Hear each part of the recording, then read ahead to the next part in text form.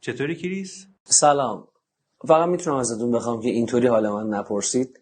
من به این جمله آلرژی دارم. باشه حتما. احوالت چطوره؟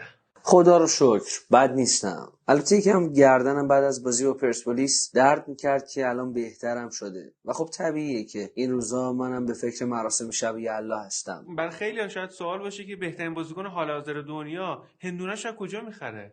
رونالدو و غیر رونالدو نره عزیزم. منم مثل تمام مردم پرتغال هندونه‌مو از خیابون چهارم پورتو پایینتر از میدون بهارستان سر سرچشمه میگیرم. مگه پرتغال هم میدون بهارستان داره که پایینتر از سرچشمه هندونه فروشی داشته باشه؟ پرتغال زیر پل صدخندان هم داره، چارا جهان کودک هم داره، مولوی داره، شوش داره، چارا نظام آباد داره، میدون گرگان داره، همه چی داره. حالا بگذریم، امسال برنامه شب یلا چیه؟